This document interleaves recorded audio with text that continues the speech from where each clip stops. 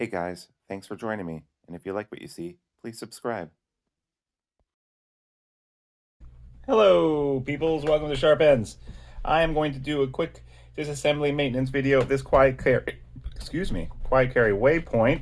I've been taking this out with me so far a couple of times sailing. It's gotten wet in saltwater and freshwater, and I'm about to do a long sailing adventure down the Outer Banks of North Carolina. And before I go off, this is my life jacket knife, and before I go off and use this on my life jacket down there, I want to make sure it's nice and clean because I've been abusing it somewhat. If you don't know about the Waypoint is a great knife, hollow grind, super clean, super Vanek super clean. The liners inside are LC200N, which is another very premium type steel. In fact, it's the same steel that Spyderco uses on their Spidey Chef.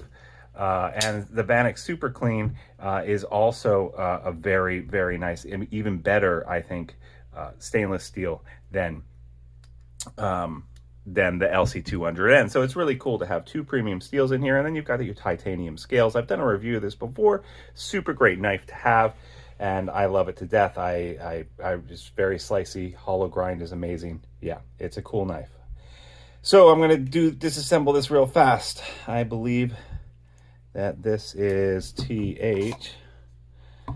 Yeah, looks like T8 to me.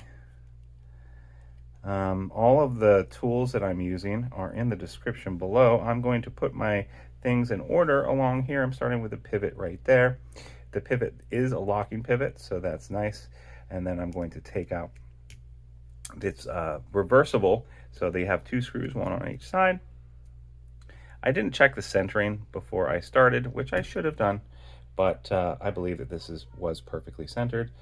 Now that I've taken the screws out, I'm going to put the blade in and then carefully pull back the scale here. Open it back up. So sometimes what's happening now is there's a pin.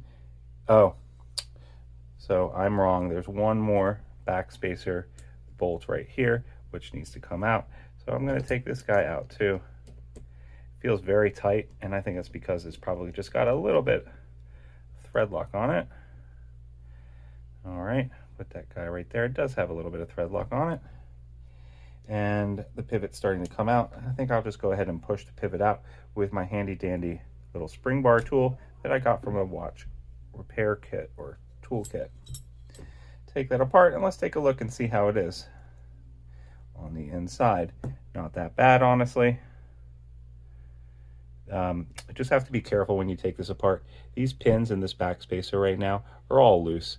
Now this guy here, this screw head right here, a little dirty right here, so I need to be clean it. But these can easily fall out and get lost. So just be careful with this little assembly right there. I'm going to try to keep them together for this. I'm going to take some Q-tips and some alcohol now. It doesn't look so bad. I don't see any rust in here whatsoever. I do see some gunk, and I can tell that the knife pivot lube that I used, the light stuff, has reacted to the water that it was in, but it kept everything okay with the phosphor bronze washers, etc. So that's fine.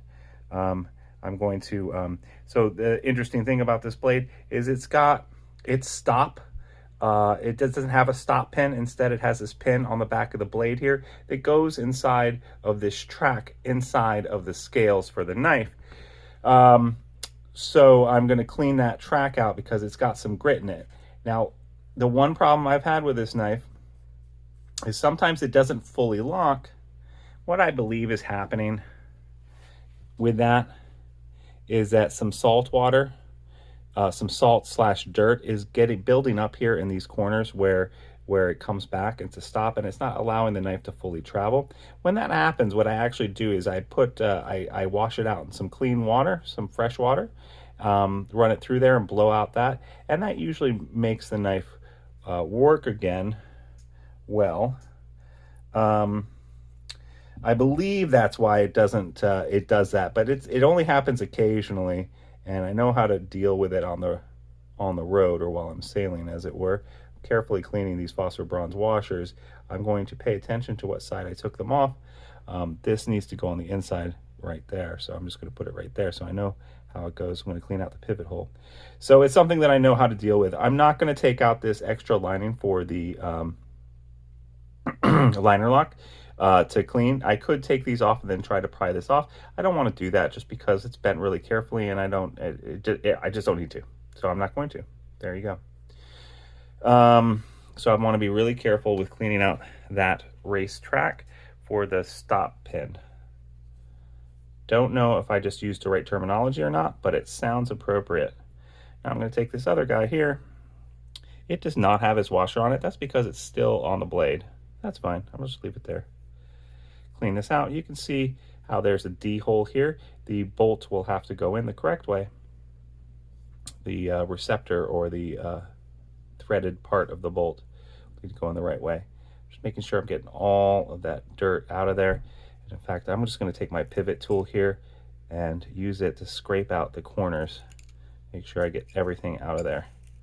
So that's my one big secret about this knife, is that just be super careful that when you're doing your maintenance on this, that you get any kind of extra grime out of these corners. I still see just a little bit more in here, so I'm going to take that out. A lovely sound. Hope that doesn't affect you. Some people hate the sound of scratching on chalkboards, and that sound right there reminds me of it. So yeah, one way that you can keep the grit from building up there is by making sure that you don't use grease in that track. The grease will just trap it. In fact, that's one thing that grease is used for, is trapping debris on the moving parts of your bearings or your washers. It keeps that dirt and debris from causing problems to your washers and your bearings. And that's good. But something on like the stop pin track that it has here, it's going to collect that dirt, and then it's just going to put it in the corners and keep your knife from opening all the way. And you don't want that. You want the dirt to be able to freely fall out of there and not collect in that track.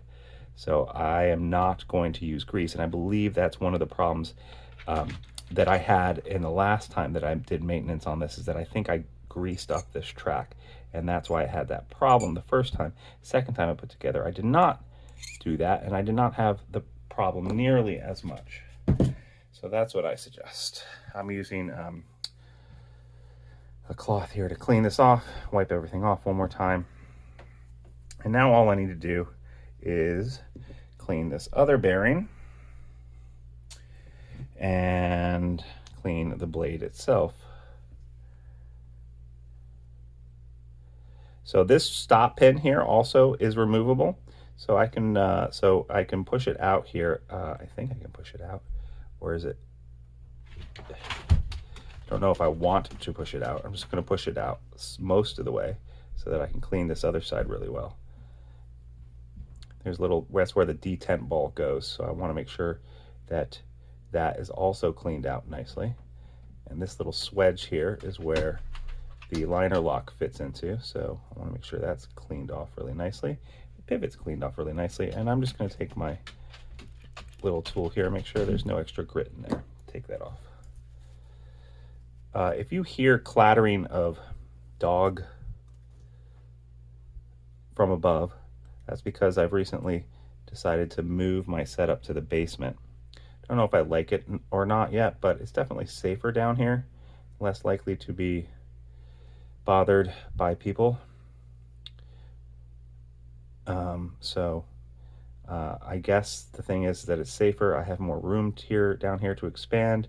I feel like it's in a safer place for potential, if someone was going to try to rob me or something like that. I think coming down to the basement would be harder for them to get to than where I had my setup, which was basically just in the garage. So that's why.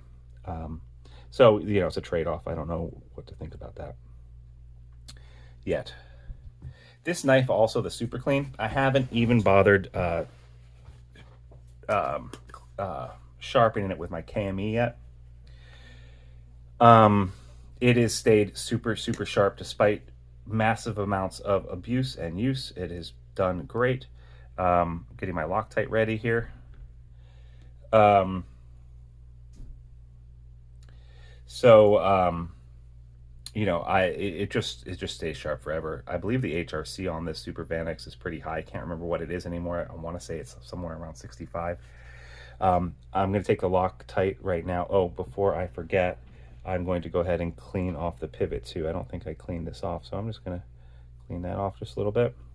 And what I do is I like to put my Loctite inside the threads rather than on the threads themselves of the screw. So I'm just going to go ahead, put a little Loctite in there. And I'm going to go ahead, and again, I'm using my spring bar tool, which is an awesome little tool to use for this kind of stuff. I'm going to put some in there. And am I missing one? I feel like I'm missing one. I'm missing one over here, I believe. Yeah, here. So this nut, I believe I didn't need to remove at all. The only one I needed to remove was the second one from the back. This is just an extra screw, I think, for the wire clip if you happen to be left-handed. And I guess they just included in that in there so that it looks cleaner, right? And it's nice and flush and you don't have a hole exposed there. So that's there, and it's not doing anything. So it only has one screw going into the back spacer, which is this guy. So I didn't need to do that. Today I'm not going to use KME. I'm going to try using hops number 9 again in a further attempt to keep this thing running longer and cleaner in a wet, salty environment. I believe that this might do a better job, this gun oil, than the traditional knife pivot lube. I will link both though down below. I'm going to put just a drop or two on there. I really don't need much for this. And now I believe, do I believe? I think that this pivot goes on this side where the D is. So the D right here, and now this is going to go on here. Looks like there's just a little bit more. And so now the backstop pin that's inside the blade is in its track and it's in the blade and everything is good there. I see just a little bit more schmutz here. And I'm just going to make sure that there's no more schmutz here. So I'm just going to clean that off just a little bit more. And now that that's off, I am going to put a drop of gun oil there. This is hops number 9. And then I'm going to put the washer there. You can see where the D10 ball has made a track into here. I'm not going to oil that either, although sometimes on some knives I do that, but I'm not going to do it on this knife. And now I'm going to flip this over and put it back on top.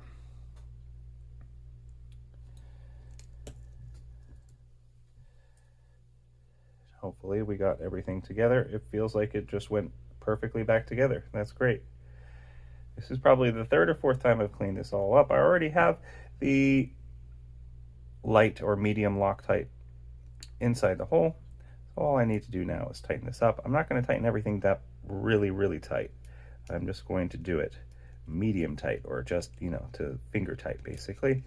And then I might need to play with not only the pivot, but the centering of the blade.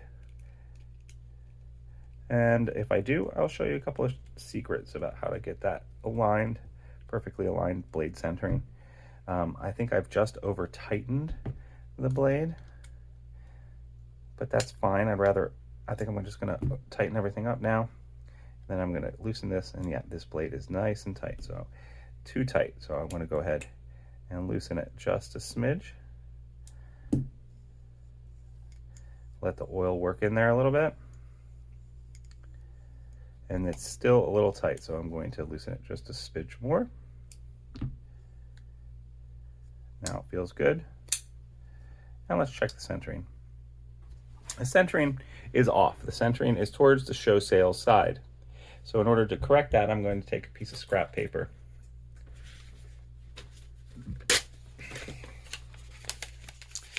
and I am going to push the knife over to the side it needs to go to in order to be centered.